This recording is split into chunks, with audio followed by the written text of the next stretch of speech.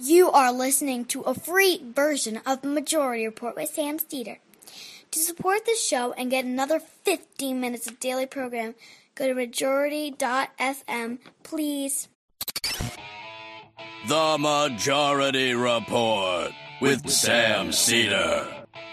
It's Wednesday, September 19th, 2018. My name is Michael Brooks, and this is the 5-time award-winning Majority Report.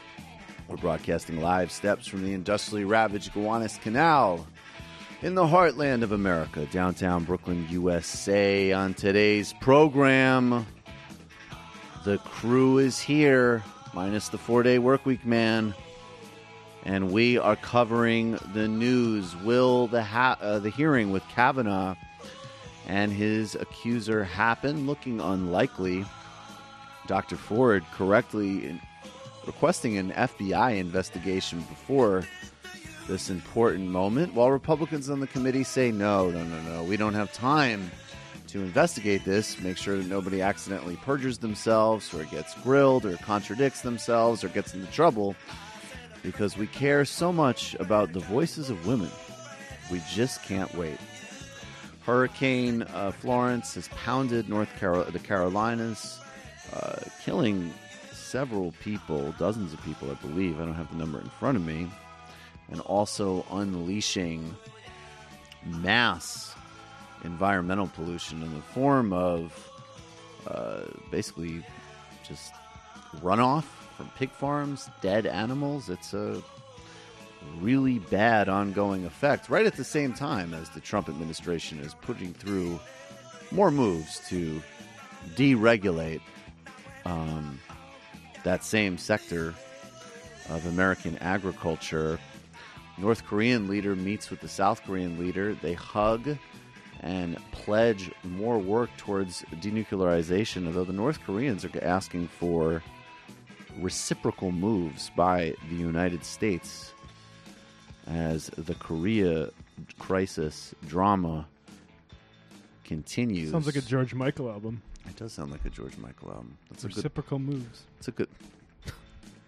I thought North Korea drama was what you were going after. Continued civilian casualties in Idlib province in Syria, as a lot of people across the political spectrum seem unable to occupy multiple obvious perspectives on that one at the same time. And the United States coup-mongering in Venezuela aligning with the far right, and Nicolas Maduro taking a break in Turkey to house some steak with Salt Bay. Not a good look. In fact, one of the worst looks in steak-related news. Fernando Haddad is surging in the polls as the Lula vote transfer starts. It's looking like Lula da Silva might literally win an election from a prison cell. All that and much, much more on today's Majority Report. The crew is here. Brendan Finn, fresh back from Texas, is in the co-commander chair. Hey, everyone. Are you in the right? I think you should be a bit more this way. There you go. There you go. That's good. Good to see you, Brendan. Thanks, we missed guys. you. Jamie is here. Jamie Peck. Hello. Matt Leck is here. Hi. We went late on TNBS last night. That was like a 4-hour show. Gets lit when Alona comes in. It does. Alona and I and the team have a very good time. A lot of diversions. Also, we went deep on the Rachel Maddow impressions, but we'll get to that later. But it was like, there was a point in the show where every single person in the studio was, what was it? What was the crack? Everybody's crackling. They have a sound effect of crumpling paper when they go to commercial. And course Maddow they does do. it herself, but they literally have an artificial one that they play. I have an artificial. What was it? Blue Rachel Maddow. The real question is, was Stormy Daniels turned on? Okay. Trying to lighten the mood because there really is actually a lot of pretty depressing news to get to, but we will start in I don't know. This is very Trump. It's depressing and it's disturbing and it's very funny. This is Donald Trump talking about Florence, this horrible hurricane that people in the Carolinas are dealing with. And, just think of there's one specific term about water that you'll probably catch in this one. I just want to thank all of the incredible men and women who have done such a great job in helping with Florence. This is a tough hurricane, one of the wettest we've ever seen from the standpoint of water.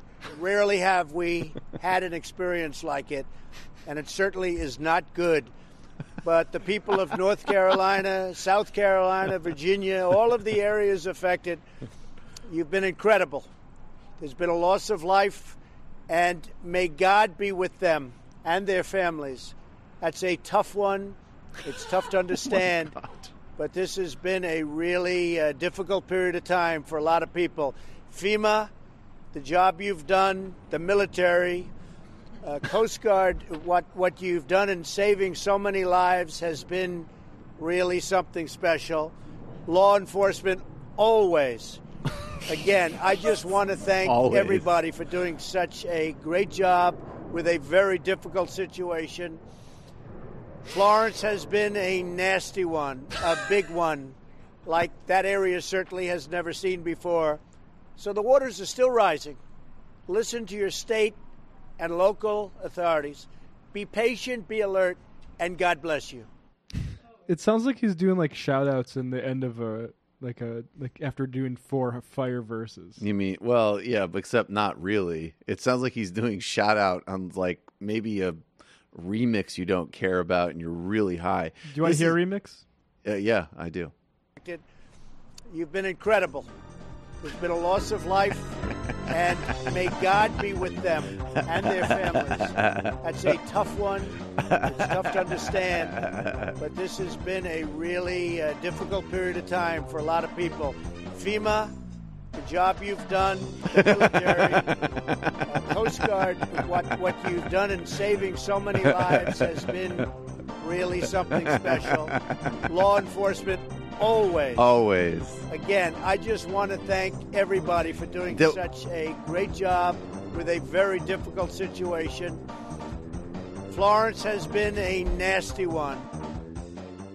You know what? The part that you're most right about in terms of the shout out after fire verses is like the way he says and law enforcement is the same way that a rapper says their city, like and Queensbridge, like, you know, like it's always like backed, like it's like, and of course Queensbridge, like you always go there. It's like, and law enforcement, of course, we got to shout out law enforcement. Law enforcement forever. You know what's funny about this is an interesting Trump mode because he's obviously, we know, like when he's raging or he's bloviating or he's like on a narcissistic high, but usually when he's like bored and disinterested, he gets like really bitchy.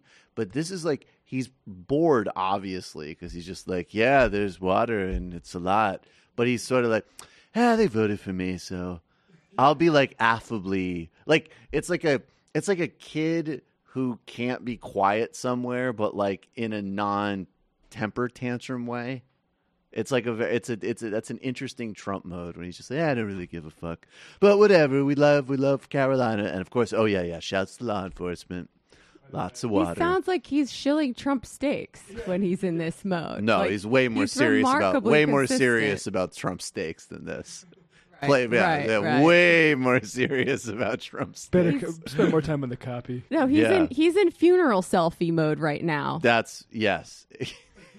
Funeral for like somebody funeral selfie that he doesn't feel he needs to pretend that they died too much. So yesterday he went on Twitter saying, right now everybody is saying what a great job we are doing with Hurricane Florence, and they are 100% correct. But don't be fooled. At some point in the near future, the Democrats will start ranting. That Mike's in the way. That's great. That FEMA, our military, and our first responders, who are all unbelievable. I don't know if that unbelievable means what he thinks are a disaster and not doing a good job. This will be a total lie, but that's what they do, and everybody knows it! Exclamation point. Always the exclamation point. We'll get to the serious note of this for a second, and I'm quoting now from the Raleigh Observer. And do we actually, Brendan, would you mind looking up the amount of people? I don't want to feel like we're glossing over. The death count's at 32, according to The Guardian. Okay, so already, obviously, this is already a terrible event, and A lot of people have lost their lives. And it's going to take a lot in a lot of ways to get out from this. But this specifically is actually a really serious problem from a public health environmental perspective. The Raleigh News and Observer says the number of hogs and poultry killed in Hurricane Florence flooding has already doubled the casualties from Matthew in 2016, and the losses are expected to mount this week as new information comes from farmers as they gain access to their properties. And basically, the hog lagoons pose, and I'm continuing to quote, hog lagoons are literally fecal matter and runoff from these torture cages that they keep pigs in, which even for those of us, I don't eat pork products, but I'm not a vegetarian. But I would say that, like, the condition that these animals are held in should be a strong moral objection for everybody, including people who aren't vegetarians or vegans. I mean, it's just obscene, savage cruelty.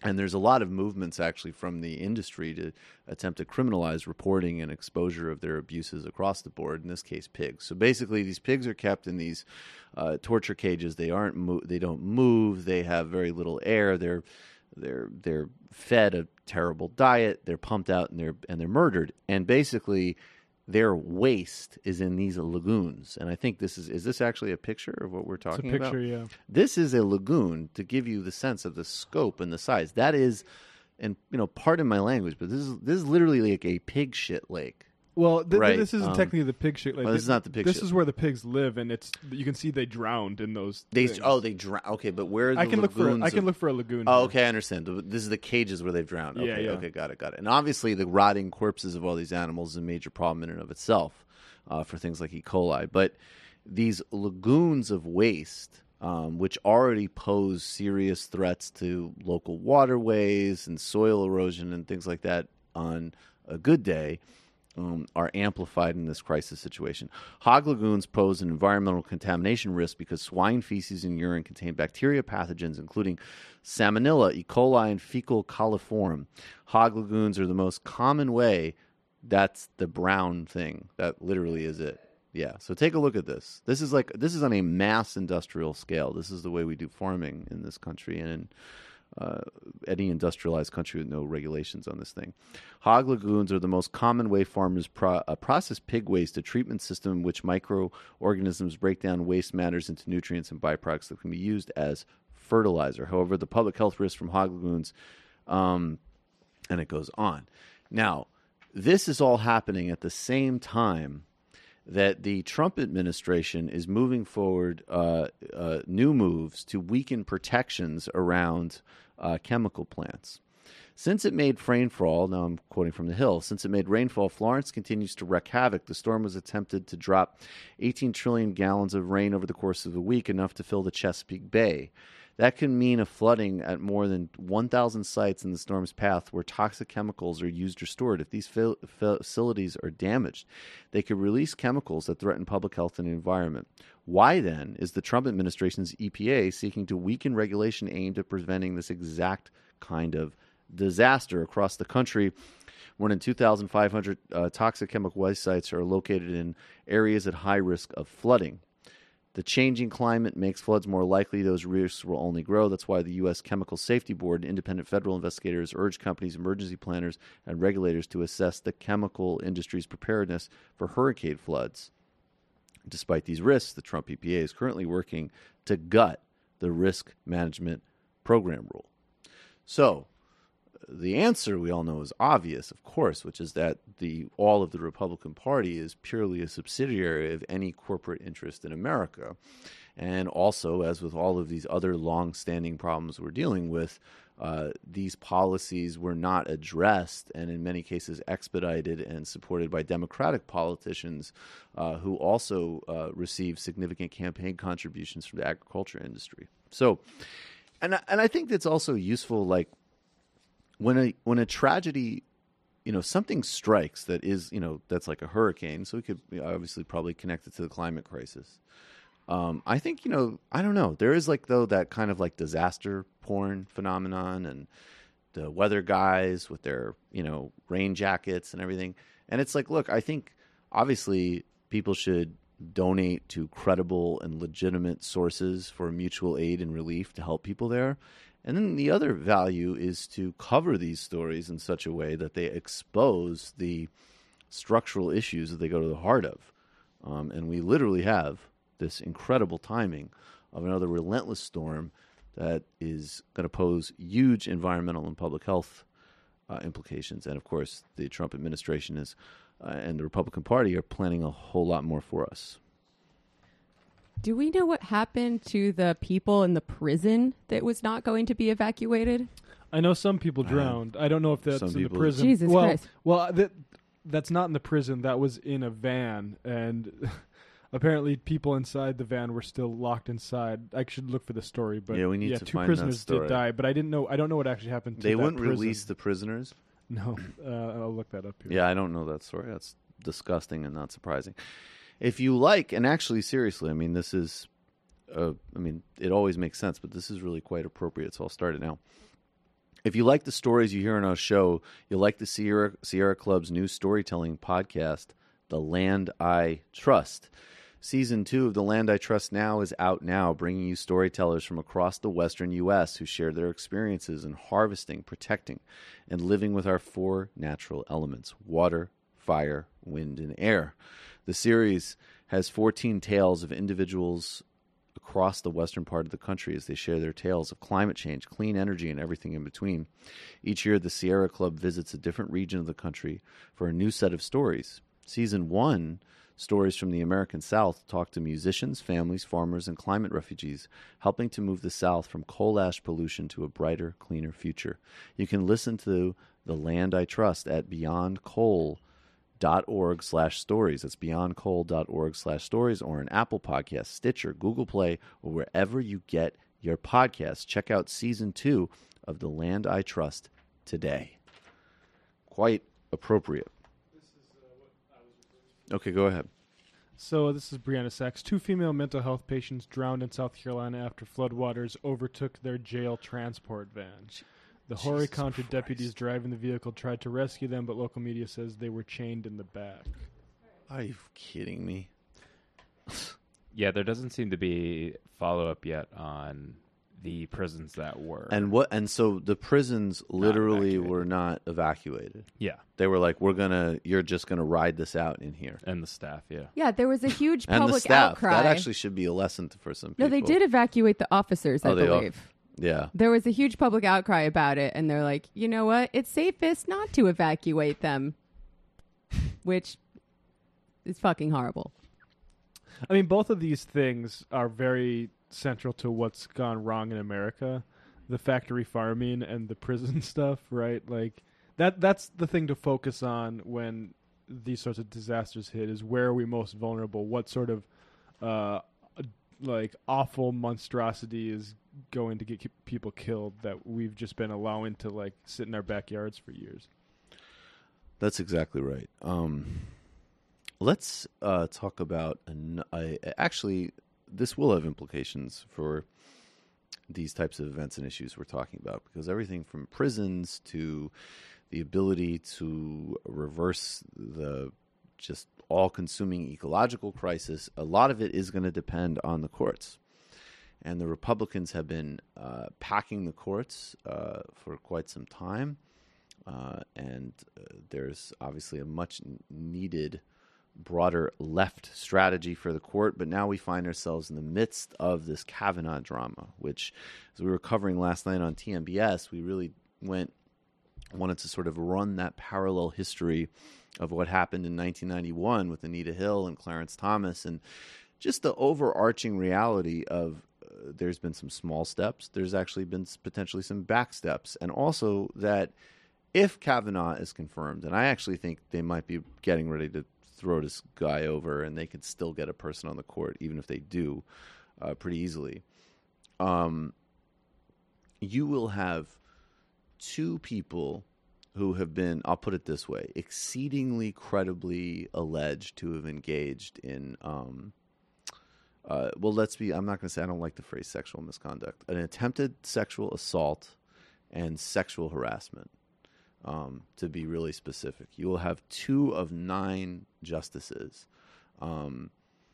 making cases, setting law in a completely democratically unaccountable fashion. This is the only moment in a justice's career cycle where they have any type of public accountability. They might choose to do TV interviews. Antonin Scalia, who was, of course, a reactionary and just a thug of the worst order, I will say the one thing I will give him, he was a frequent speaker on college campuses and sort of generally made himself, relatively speaking, more available to be argued with. But that's completely at his discretion. There's no very little democratic accountability for these people. And if there was, Clarence Thomas certainly would have been impeached and removed. The conflicts of interest with his far-right political operative wife alone mean he should not be on the court. The tide might be changing, though, on Kavanaugh. There's a couple of things. Sam pointed this out to me yesterday. I don't remember whether it was something he noted or somebody else, so forgive me, but he was talking to me after the show. The B team is out to defend Kavanaugh on TV, at least in the last couple of days. You're seeing a lot of kind of like pundit types and other sort of like right-wing hacks. You're not seeing a lot of, frontline politicians. You're not seeing a lot of doubling down from the Judiciary Committee. You're even, of course, seeing the kind of usual ambiguous statements from even someone like Lindsey Graham. And now we have Donald Trump adding his ambiguity to the mix. And my only read of this is just that all he cares about, obviously, is this winning and losing perception and protecting his own ass. And it seems to me, look, Trump just says stuff, so you can't read that much in some ways, but it seems to me that he wouldn't be hinting at this or saying this if he didn't have a sense of maybe this guy's a loser and it's time to pull the plug. Hopefully, the woman will come forward, state her case. He will state his case before representatives of the United States Senate, and then they will vote. They will look at his career. They will look at what she had to say from 36 years ago, and we will see what happens. But I just think he is at a level that we rarely see, not only in government, anywhere in life. I just want to really underscore, and of course he's still supporting Kavanaugh, but I think especially by Trump standards, even just the saying, and of course, please, there is no praise for Trump in this, but even him just saying she should be heard would not be what I'd expect to hear from him if he's mobbing up for Kavanaugh. The other thing is, and I keep making this point, if he is lying today, which I think he is, we don't know he is, I think he is, I believe her, I don't believe him in this instance, certainly, then it's a live issue today because he's lying about it.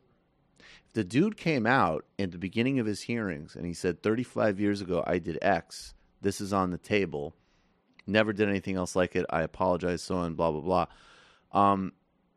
To be honest with you, I'm not going to lie. I'm mercenary, and I think there's far more important things of just getting this guy to not be on the court. So I might still say, screw him. But not because I don't buy the principle of people having redemption and nobody being defined by one event in their lives. And as of course, this isn't going to go anywhere, but obviously I welcome Republicans to the newfound principle that people's teenage conduct should not destroy their lives. It seems to only apply when it's, well, let's actually be really specific, not just a white guy, but a far-right white guy who's about to get a Supreme Court seat to lock in 21st century feudalism.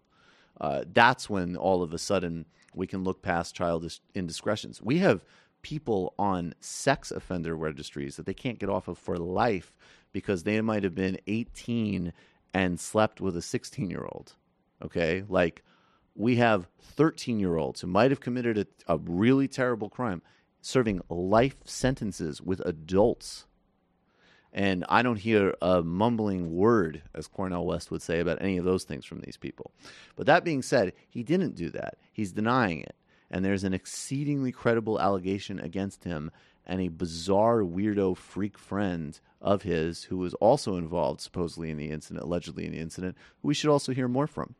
So every day he denies it and she says it's so is a day that it's happening now. So we can dismiss that talking point quite easily.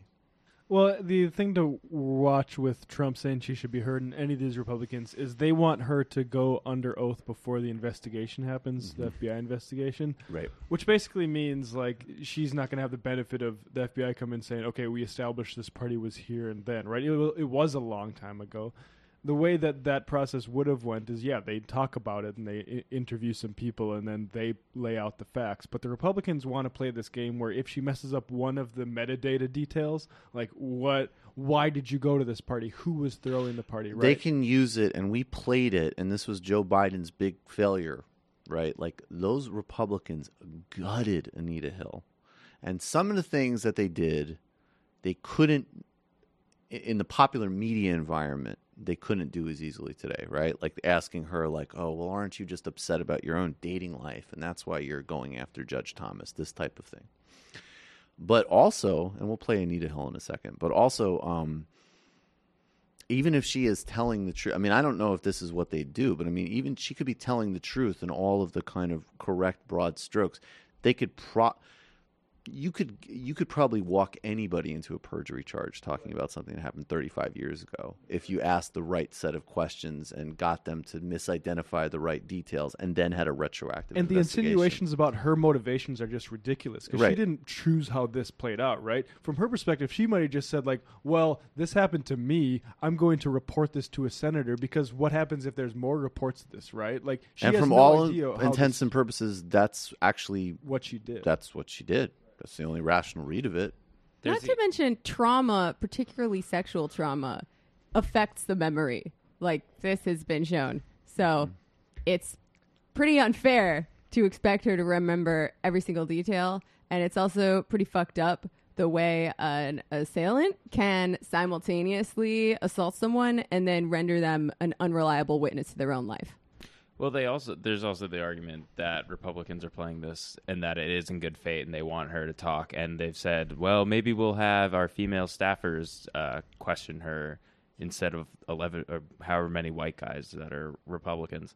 And Bob Corker even said, Republicans extended a hand in good faith. If we don't hear from both sides on Monday, let's vote. And that's like your resistance Republican. Well, of course, because we all know that they're full of it, and we all know that this is exactly the type of disingenuous fig leaf thing they play. And by the way, I don't know how people read it, but I actually look again.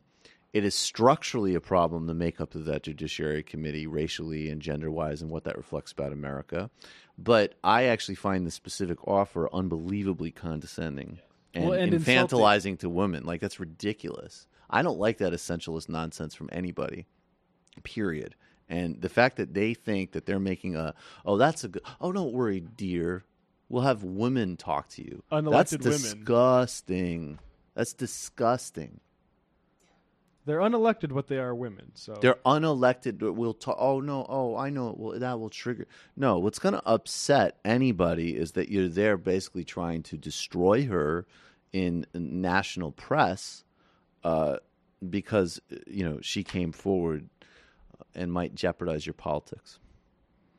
What is this clip that you put up? I don't. Which one? Oh, sorry, the one. Barry Weiss. That's Barry Weiss. Okay, let's go to Anita Hill. This is Anita Hill, and I've been, we spent a lot of time on this last night on TMBS. I'm not gonna. I mean, look. Of course, I think that there's a political relevance to this. I think there's political relevance to the fact that Joe Biden was literally like a credit card senator in the sense that the credit card industry wrote the bankruptcy bill that he pushed through, I believe, in 2005, which is unbelievably harmful to working and middle-class people. And that actually one of the first major exposures Elizabeth Warren had was writing and advocating against that bankruptcy bill that Joe Biden pushed through. I get it. He's a likable guy. I will totally vote for him over Donald Trump. But people need to actually be quite serious about this record because he's going to frame himself as a major advocate of women. And I want to say that first there's the question with regards to his conduct with the Anita Hill hearings. And then I have to say, yes, I have no doubt that the provisions he put in the crime bill, probably, I don't know enough, but I'm willing to say I'm sure that they contain some very helpful and important provisions to protect women, particularly in issues of domestic violence. But it also was in the context of the mass incarceration crime bill, which we all rightfully recognize was a massive expansion of the carceral state and a huge problem. So even Biden's sort of feminism is connected with prison industrial complex. And if we can't get out of that, then we're not going to get out of any kind of fundamental justice, where we need to go in terms of these issues. Joe Biden, carceral feminist. Joe Biden, carceral feminist. This is Anita Hill talking with Ari Melber. No, he's introduced. Oh, excuse me. She's not with him, though? No, it's an interview that he's teasing. Okay, this is Ari Melber teasing an interview with Anita Hill. But there is her in this clip talking about, okay. And she talks about her experience and Biden in those hearings. Democrat chairing that committee, though, Joe Biden, who has gone on to apologize for his approach to Anita Hill, and she reflects on that in a newly released, never-before-aired interview. I think Chairman Biden really believed that he was acting in a way that was fair to the nominee.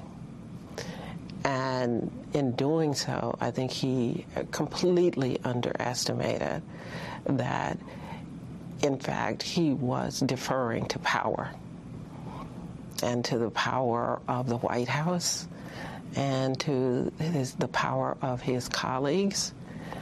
And what that meant was that I would suffer because I didn't have all of those people behind me. That's exactly right. And I said I would invite. We were able to play a little bit of it last night, but there's a lot you can go into of the type of attacks that particularly an Orrin Hatch or an Arlen Specter waged at Anita Hill. They're playing it a bit differently now, although as we've already established, where does that list of 65 women come from? What's that about?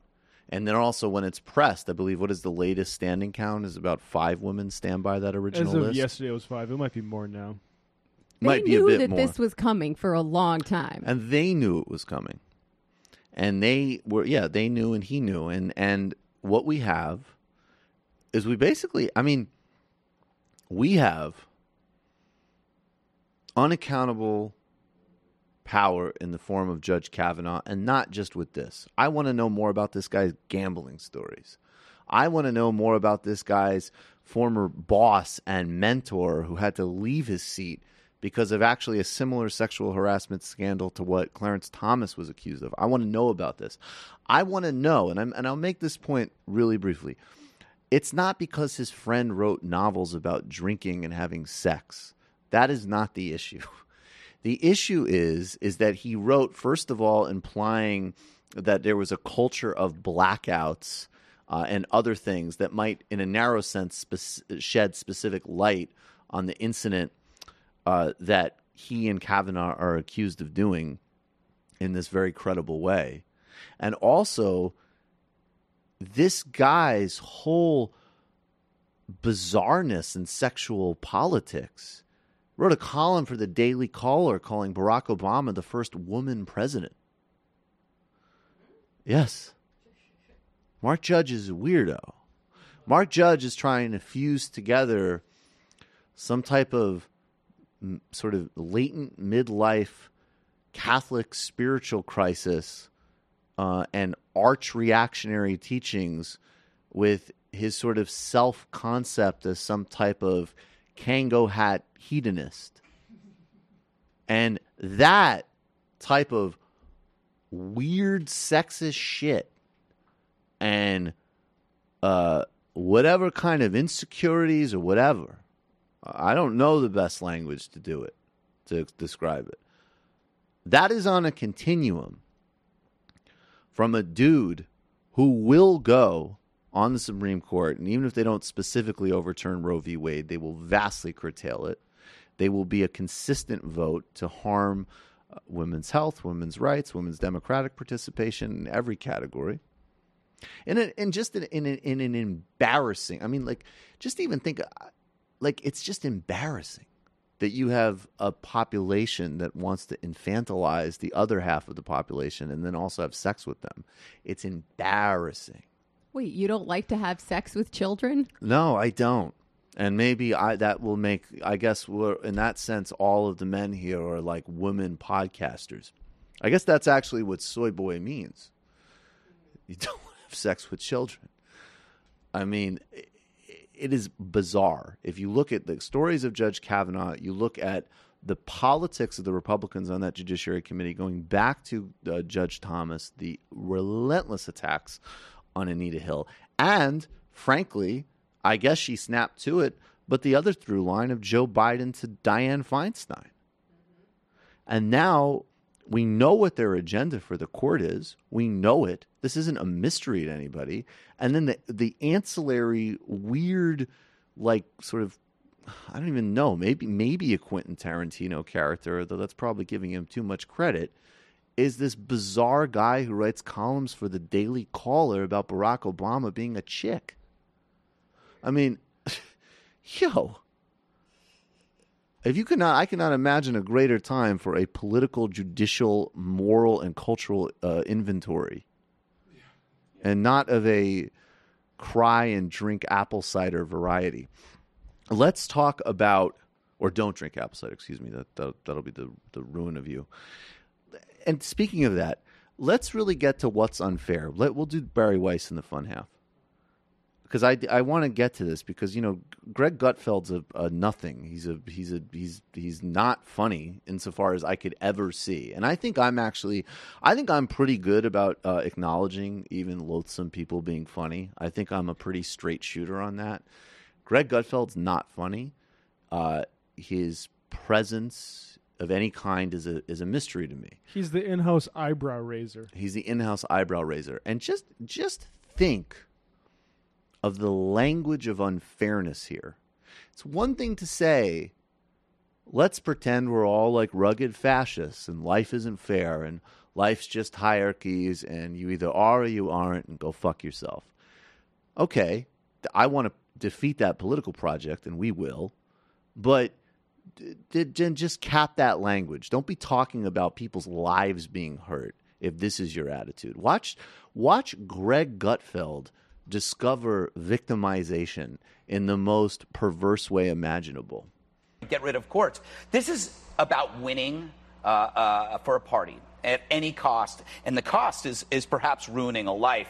I saw a headline, I won't say where it's from, that said the headline was this: Are Republicans really going to nominate an accused rapist to overturn Roe? Pause. Okay, so yes, they actually did. They've nominated him, so he has been nominated. So not only is that headline the only part of that headline is wrong is that it happened, unless he's reading a headline that was before the nomination. Main thing, the other thing wrong with it is like it's a dumb question because obviously they would. It's both wrong, dumb, and obviously, which we could change the name of the 5-2. Go ahead. Okay, so think about. I would ask the people on both sides. Imagine if this was your son, dad, or brother. We often think about victims, but would you characterize this as fair with the knowledge that we have right now?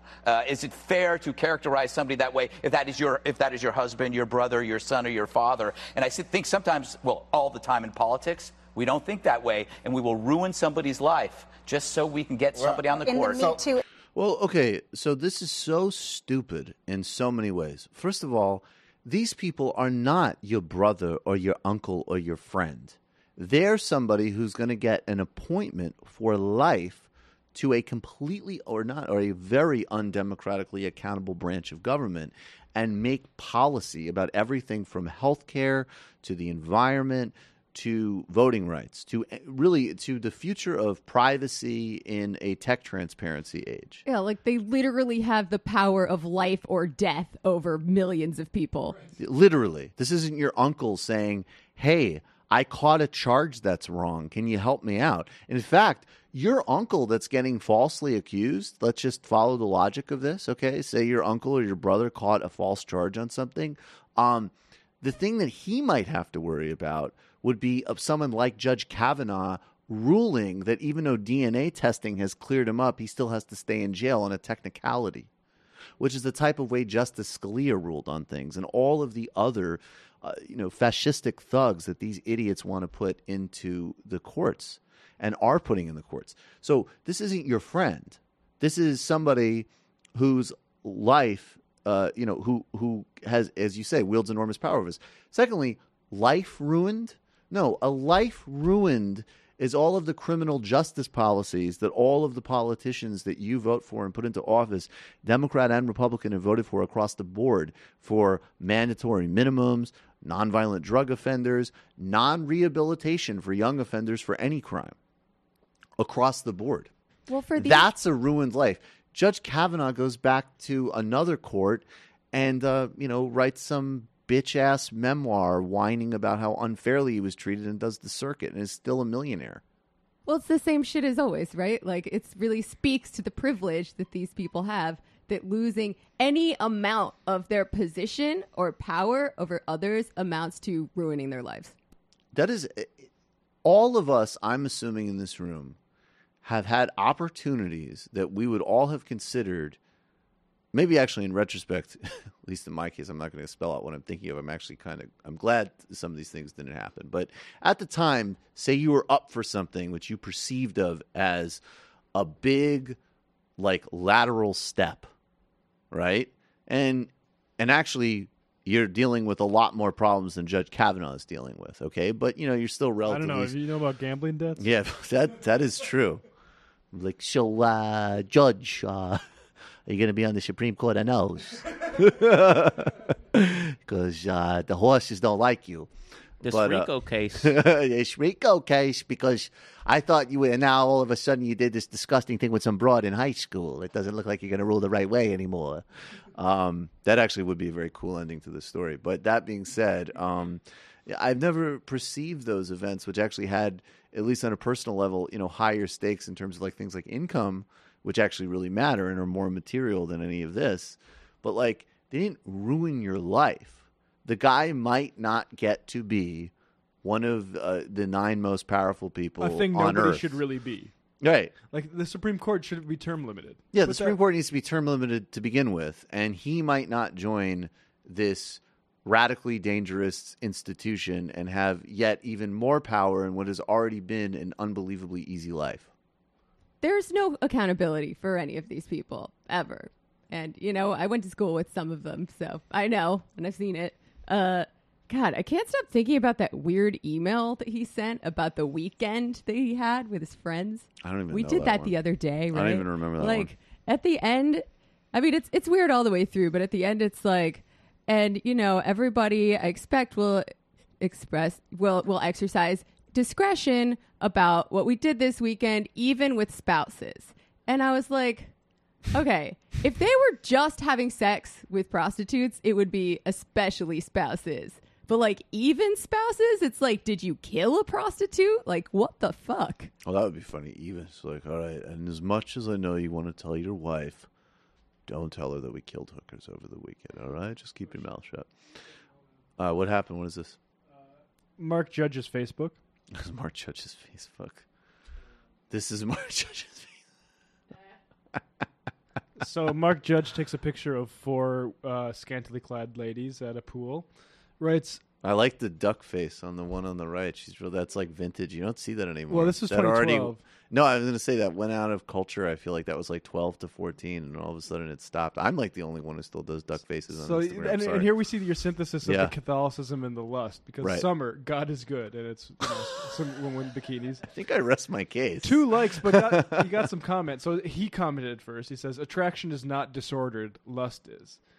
And then somebody comments says, these can be your daughters, Judge. And Mark says, I know. As much as you will call BS on this, as a journalist and photographer, you look for something beautiful and dynamic like this. Trust me, I know my place, LOL. He's one of those people who gets sober and then thinks that he doesn't have to do any other work on himself at all.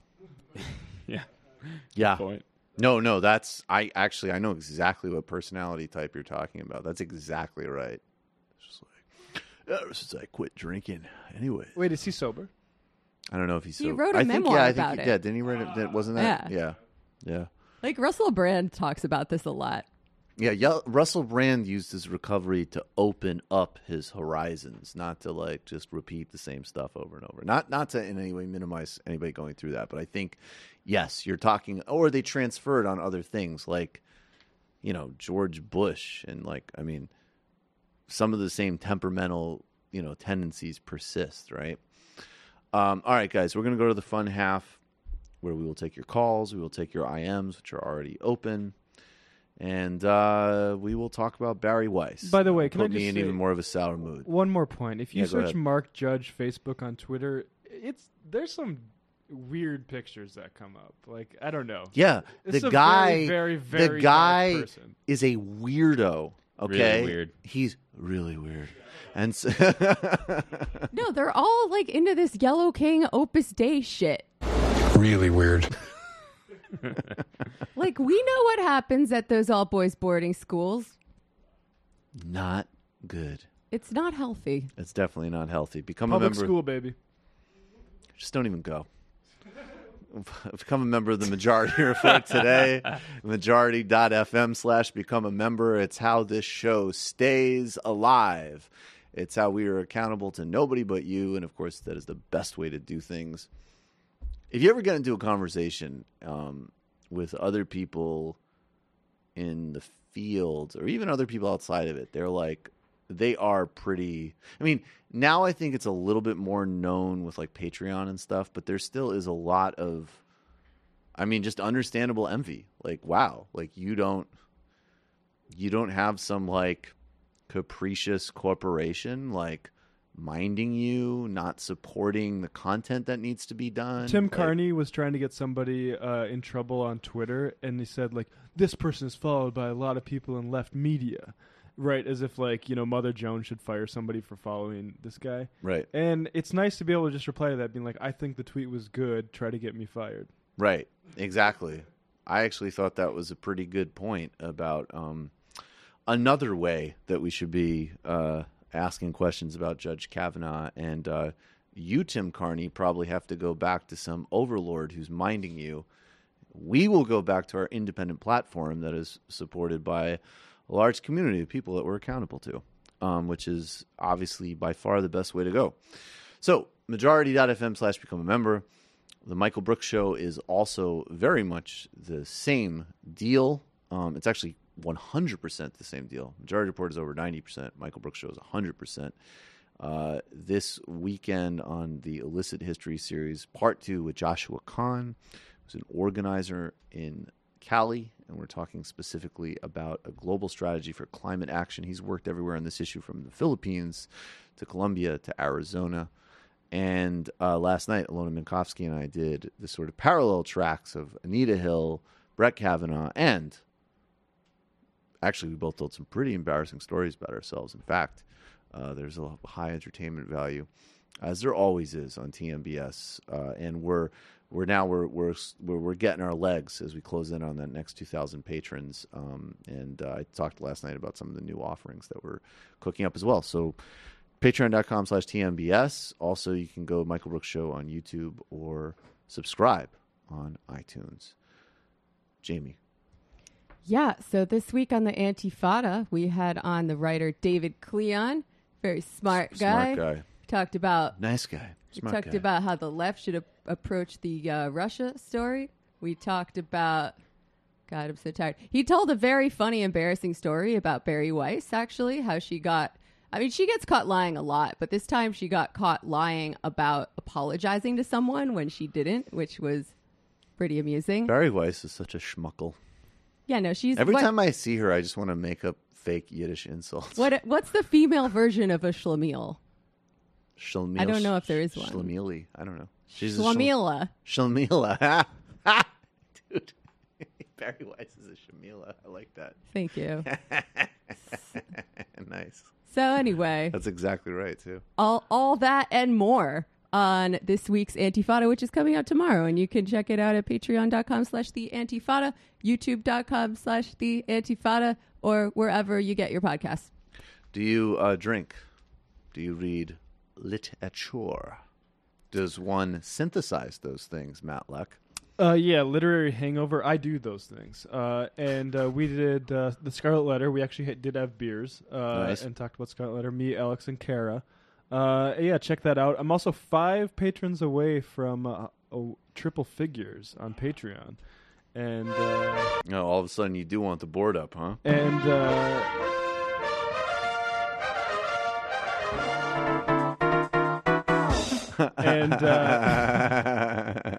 and when I get to 100, I'm going to be an audiobook narrator.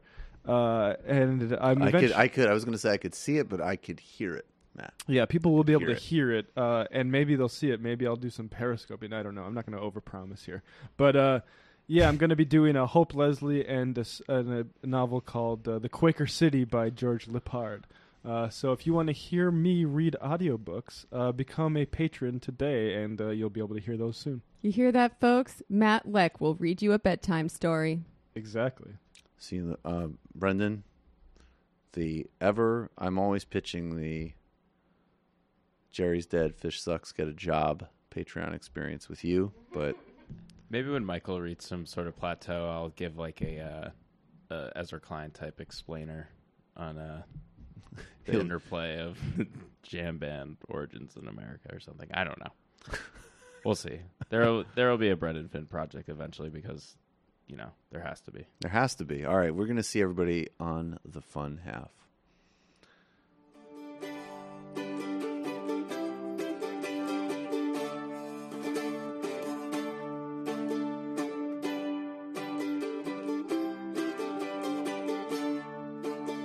C'est une poupée qui fait non, non, non, non.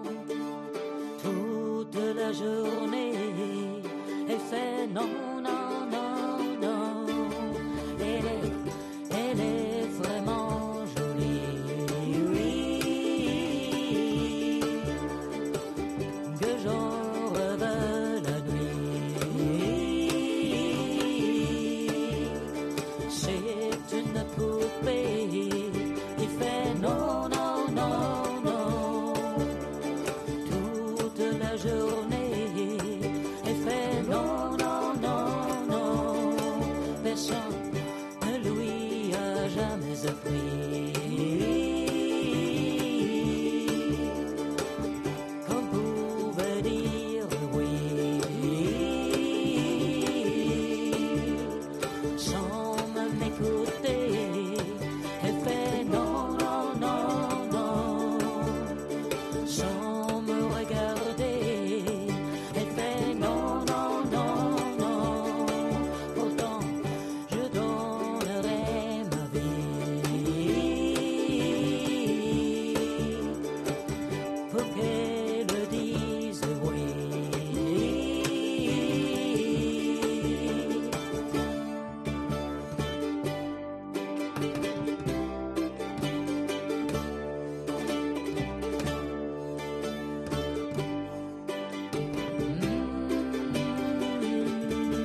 Pourtant, je donnerai ma vie pour qu'elle dise oui.